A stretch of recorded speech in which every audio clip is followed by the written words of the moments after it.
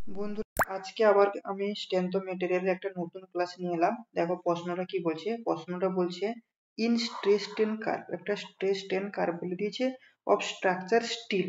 স্ট্রাকচারটা কিসের? স্টিলের স্ট্রাকচারে উইথ হাই কার্বন কন্টেন্ট, এবং সেই স্টিলের স্ট্রাকচারে কার্বন কন্টেন্টের পরিমাণ যদি বাড়িয়ে দেওয়া হয়, তাহলে which of the following zone, সেক্ষেত্রে যে জোনটা নট প্রমিনেন্ট হবে, মানে আমরা মিস করবো যে জোনটা, সেই জোনটা কিন্তু আমাদেরকে বের করতে হবে।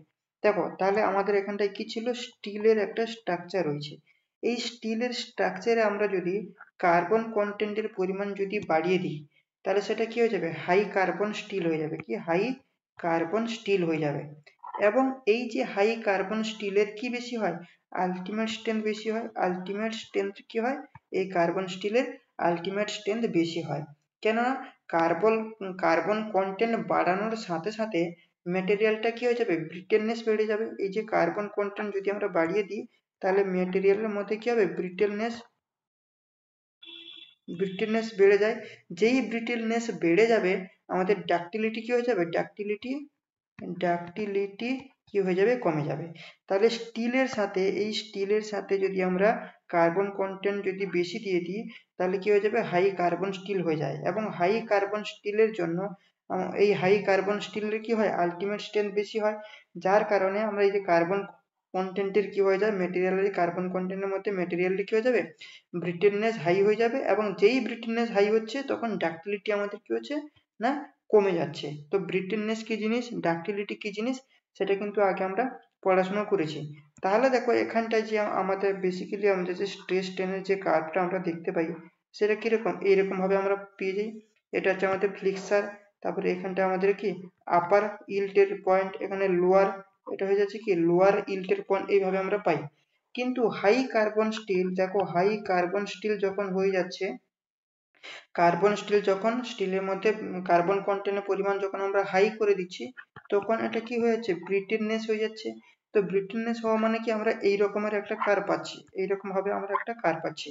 এবং এই যে কার্ভের মধ্যে আমরা কোথায় ইল স্ট্রেস রয়েছে, কোথায় ইল স্ট্রেস রয়েছে, সেইটা কিন্তু আমরা ডেভেলপ করতে পারছি না।